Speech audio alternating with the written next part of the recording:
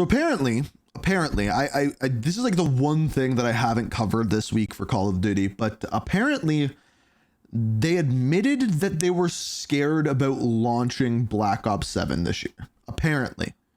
I don't know the exact quote on this, but we got a video by our friend Zach, aka Who's Immortal, who is going to hit 1 million subscribers this year. I don't think there's any way he goes through Black Ops 7 and Battlefield 6's launch and doesn't hit 1 million subscribers. So go subscribe to him, be a part of it. And we're going to see what he has to say about this. Call of Duty finally admitted it.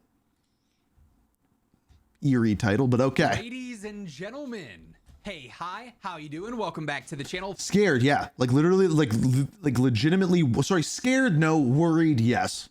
Thank you so much for stopping by.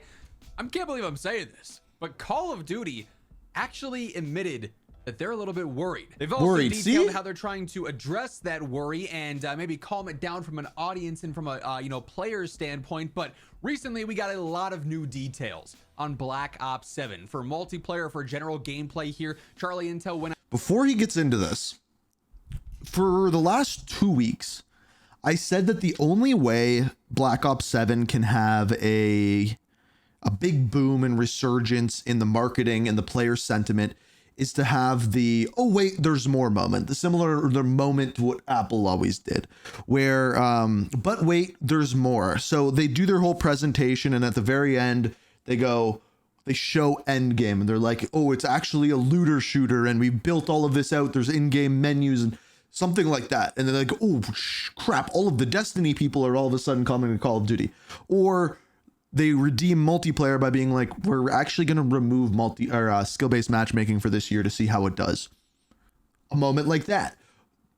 There still hasn't been that, and the closest thing we've had to that is what Zombies is, and that map and the new systems in there and the grinding systems throughout the game, like the campaign camos and the Zombies camos. That's as close as we've got, but I don't think that's enough, just to be clear. I just wanted to put that out there before we get into any of it. Treyarch Studios apparently got a bunch of new insight from the developers themselves, and so we got a lot to break down today. Wanted to start first with a pretty interesting bit of information here regarding the new endgame mode. Okay, all right. A lot of people do not believe that I don't watch these videos in advance. I swear to God, if I ever watch something in advance, I tell you guys, the fact that I just brought up a thing about endgame and then the first thing he brings up is endgame is a little weird. It's sus. But I promise you, I don't have time in a day to watch videos twice. If you aren't familiar, is essentially a new mission that's unlocked at the end of the campaign. Once you go through and you do all the regular missions, there's this end game mode that is essentially an open world, kind of like a hybrid of DMZ and Modern Warfare Zombies. There's different difficulty scaled areas of the world that you're playing on Avalon, of course, and it's almost like extraction based in a sense. So like mini DMZ basically for the year. And they detail how this is going to keep getting seasonal updates with some conditions. Yeah, this was weird. I did see this. I did see that. So the conditions that he's talking about is getting seasonal updates up until season 3. And then if it goes well, maybe longer. And then they're already working on those seasonal updates. Someone explain that to me. With an asterisk here, right? So here is what the devs say. For the first time, Black Ops 7 campaign unlocks a replayable endgame mode. It'll be like PvE DMZ. You'll be leveling up your operator's combat rating to unlock new abilities, and you'll be able to unlock new camos here as well. With this live service, this is actually going to get post-launch support. So the campaign is getting some post-launch support. We have plans. So trivia question. When's the last time that happened? That we essentially got a campaign update post-launch? Correct answer, Modern Warfare 2 with the raids. So I'm assuming it's going to be something like that, and the cutscenes are going to be related to what's going on in Avalon because that's where the end game takes place. Other thing I read yesterday is a year ago there was leaks about Outbreak being in Black Ops 7, but clearly they've done round-based zombies. So some people are thinking that Outbreak actually got adopted into whatever endgame is, which that could be really cool.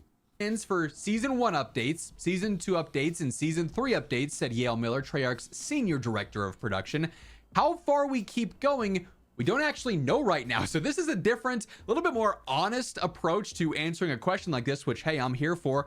But like, we're actively having in development right now, updates all the way through season 3. Okay. One thing I'm really going to try to do it next. I'm going to try to get an interview with someone about endgame. There's been no information put out about it. And like, as like the resident campaign guy for Call of Duty, I feel like I can make that happen. I will actually send an email or message off today trying to make that happen. I promise you, I will at least try. We don't know what these seasonal updates will be, but they'll only keep doing them on one condition, says Charlie Intel and Dexterdo here. If we see meaningful No, like I'll try to record it. Like I'll literally try to like record the thing. Like if I get info, I will share it. People are asking for more, wanting more stuff, then we'll continue to do more. So basically what they've got planned so far for endgame is 3 seasons worth of updates. And if those updates go over well, players are coming back, players are engaging with this mode, then it's something they're going to continue to support, and they'll do season 4 updates, season 5 updates, season 6 updates if we're going all the way to season 6 timeline wise, right? But if it's a mode that, you know, after season 1 isn't really getting a ton of hype, they're not going to see much player engagement from it, then the updates will probably just stop with season 3. They also explained that the in-game will have roughly a 6-hour story. Depending on how good you are, it'll be your own story. Progression. So he said that wrong. I didn't hear this. This is something I haven't heard. So apparently it'll be 6 hours of story. And depending on how good you are, it will take a different amount of time. Okay. And what you leveled up, and can you do the most difficult challenges, those kind of things, because of the roguelike stuff or roguelite stuff, sense of loss and everything else. Is a journey that you'll be able to go and do that stuff with. They also reiterated that the mode has camos to unlock in challenges. There's a lot of stuff to do here, so interesting details on this endgame mode. It's probably one of the things that I'm looking forward to just trying the most. Quite I agree. So for launch of this game, I know it's like a month away, more than a month. What I will probably do is I will probably stream the campaign right away, go make an ending explained video, and then come back and stream the rest of the night end game and try to beat that. And then actually I might just stream it all the way through and try to get to the end of end game as well. I don't know. Good question. We'll see what happens. Frankly, we also got some new details on their philosophy with Black Ops 7 design, why tag sprint is being removed now, why it was in Black Ops 6 as well. And it's actually a pretty interesting answer here. So Treyarch kept tag sprint in I don't know whether I'm going to do it solo or not, Icebergs. Speaking to Charlie Intel, Treyarch design director Matt Scrance revealed that tag sprint is the topic that the team discusses a lot, and they decided to include it in Black Ops 6 so that it wouldn't be too jarring for players going from MW 2019 Cold War, which didn't have it, but MW3 into Black Ops 6. With Black Ops 6, we wanted to maintain consistency of what players had been playing for the past several years. This is weird. This whole statement is weird. Black Ops game dating back to Cold War, and every game in between that had tag sprint. We had Vanguard, MW2, MW3, etc. We didn't want players to feel like we just took something away from them. Senior Director of Production Yale Miller also added that with the introduction of Omni Movement, the feature fit well with what they were trying to do from a movement point of view. Then when it comes to Black Ops 7, the devs used the removal of tag sprint as a way to distinguish the game from the old one. With Black Ops 7, it makes sense. I don't like it though. We decided early on that it was going to be a like, I like that tag sprint's gone. Change. We wanted to separate the two reasoning games, for and then it. we tested it with a little bit of slipstream in there too. So basically, this is one of the deciding design elements that'll make Black Ops 7 feel different than Black Ops 6. Now, if you're a big tag sprint advocate here, you'll love the feeling of it. You can still use it because there will be the tag sprinter perk. However, nobody will use that. Obviously, is just going to be that normal classic COD sprint that we've had, you know, dating back to the old days of COD pre-MW 2019. And then this is where things get interesting, where we actually have a directed mission from the devs about their concerns with their own game. So as we do detail this and everything else we got to discuss today, because there is quite a bit to break down. If you guys enjoy the video, you want to help share it around to new viewers, do me a favor, drop a like on it. It's always really appreciated. And if you're new to the channel, you want to make sure you're always up to date with everything going on in COD, no better place than right here, so feel free to hit that subscribe button and turn on those post notifications. So recently the devs also said this. Black Ops 7 devs admit they are worried about the series fatigue after back-to-back So I don't know where they got this statement from, but wow. games. So this is about as honest and upfront we've had from Ever. the devs about this sort of topic here. Is COD in a burnout? Are players in a burnout? Are players in that Call of Duty fatigue? And the devs admit that it is something they think about, which, hey, I'm here for the transparency. The launch of BO7 will mark the first time that 2 Black Ops games have launched back-to-back. We obviously just came after MW2 and MW3, and year to year, even if you're going from... So why did they do this? I think they wanted to try something new, and it started with Modern Warfare, and they thought that if they could kind of develop 2 games in tandem, so like, for example, Modern Warfare 2, Modern Warfare 3, and then Black Ops 6, Black Ops 7, it would speed up development time and make the games better. And maybe it did. Like, you could argue that Modern Warfare 3 was better than Modern Warfare 2 and Black Ops 7 might be better than Black Ops 6. But what it did is push players out of the game and it made people get more sick of the game quickly. You know, let's say Black Ops to Modern Warfare, whether it's Modern Warfare 2 to Black Ops 2, MW3, so on and so forth. Outside of like the jetpack era specifically, CODs year to year aren't that different. Like, there's a lot of MW 2019 that you could still feel in COD Ghosts or in Black Ops 1. Now, there are differences, obviously, but it's still Call of Duty, and you know it's Call of Duty at the end of the day. So even when there's large differences in what the game is year over year from a theme and aesthetic and everything, who's developing it, there's still a lot of crossover that makes the game feel not that different. But then when you have MW2 to MW3, that difference is even less noticeable. It really does feel like it's an extension or a DLC. Then same deal with Black Ops 6 to Black Ops 7 now. Now Treyarch are following suit with Black Ops 7, just 1 year out from Black Ops 6. But the prospect of another year in the same universe has not gone over well with some fans. And the devs have revealed that they are worried about players becoming burnt out. Not the most confidence instilling, I would say. Is that the way to phrase that? Like, it's not what you love to hear from the devs, but also you like the fact that they're acknowledging that they're aware that players... It's better that they acknowledge it and be like, how can we make them not feel that way, for them to just be oblivious to it. can be worried about this, and what are they going to do to calm that worry?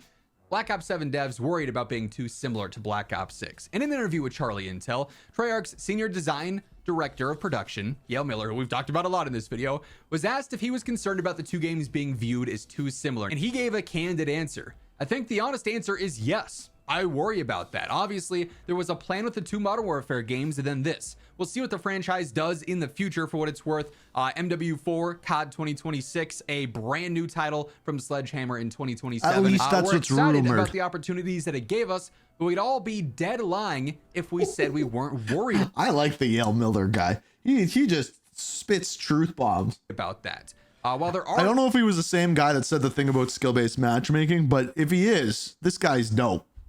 some concerns there, they did also reassure players they're doing everything they can to make Black Ops 7 feel unique, including with post-launch. We're absolutely going to bring it from a content perspective in our live seasons. How can we have new gameplay experiences, more content, more maps? That new gameplay experiences is so important. The only time this year, and I might be dumb for this, but the only time this year where I felt like I had a new gameplay experience aside from the launch of the game was when they added in Verdansk to the game. And when they did, they had the Vault event where you had to go and open safes, and it was an RNG event because it made me play the game in a completely different way, where I was going into a game, running routes around the map, opening safes, and not caring about anything else. But I was playing the game completely different. That gameplay loop was all of a sudden different. And I enjoyed that. Weeklies and functional stuff like deeper weapon prestige experiences. So even though it's a part of the same universe, Black Ops 6 to Black Ops 7, direct story, a lot of ties, they are really going in on trying to differentiate this game a lot from Black Ops 6 to avoid that burnout, to avoid that fatigue. And so while I appreciate the fact that they're worried, I also appreciate that they're kind of going out of the way to say, hey, we're doing more to try and temper that, to try and diminish that worry and make this game feel unique. Because Yeah, I think it's very obvious when you hear Black Ops 7 is coming out right after Black Ops 6. I think one of the top comments on the original worldwide reveal trailer was like, didn't you guys just release a game 2 months ago? Or didn't Black Ops 6 come out last week? Like, and the weird thing about that comment is you could say the same thing about any Call of Duty game, right? Like when Black Ops 6 comes out, didn't you just launch a Modern Warfare 3? Like it's the same thing every year, but because it's two Black Ops game side by side. And yeah, apparently the HUD looks amazing in game. That's the one thing that when Charlie Intel said, he said the game feels better than when they played it in August and the HUD looks way better.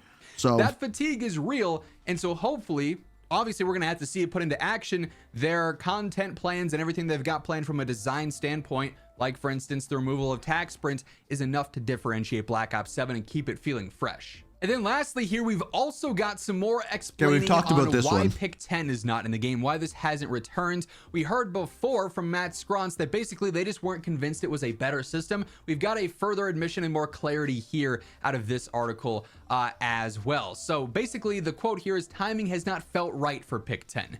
Treyarch's Matt Scronce said the timing has not felt right to bring back Pick 10, but they also would want to change things. I was going to end the video here, but I want to hear what Zach has to say about it. Hasn't felt like the right time, Matt says. Anytime we think about it, if we do it, I want to make sure that we do it right and not just because people think it's the best system ever. And right now, I know competitive players are like, oh, I want to make the trade-offs. I don't want everybody taking grenades on every class.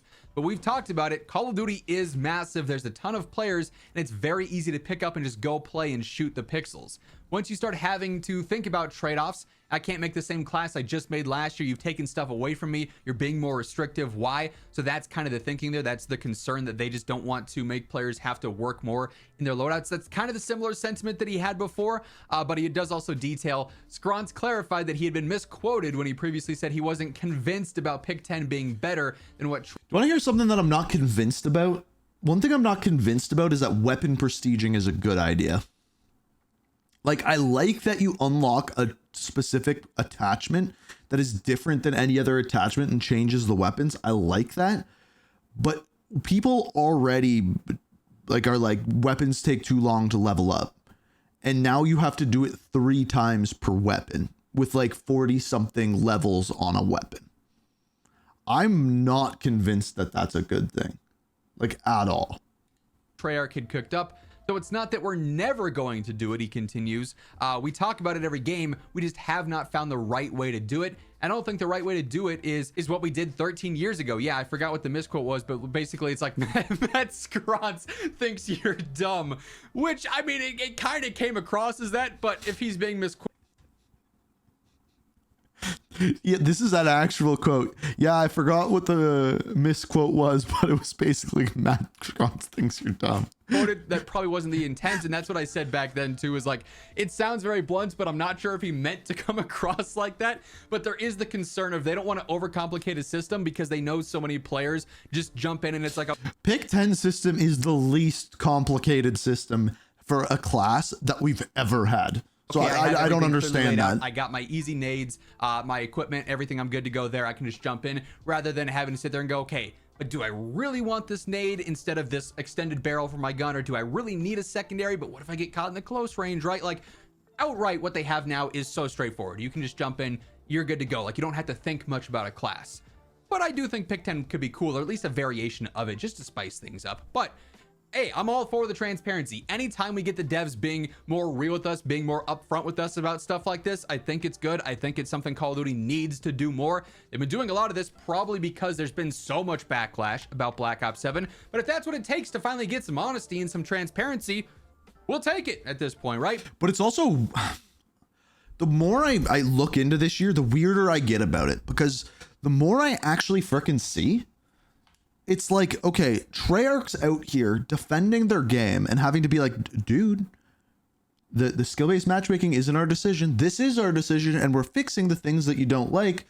But it's like almost as if they're going behind Activision's backs, and it's really freaking weird, dude. It's really weird. That said, that is gonna wrap things up. If you guys enjoyed the video, I'm sorry, I can't get over it. I'm saying, what was the quote? Matt Scrods thinks you're dumb.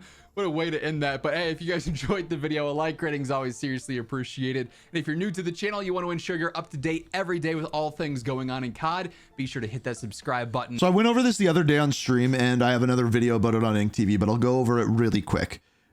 The skill-based matchmaking decision to have it in the game, and same with the way that servers work, like how they disband after every game, is an Activision decision. Activision hired Demonware, and Demonware basically is a company that all they do is the matchmaking.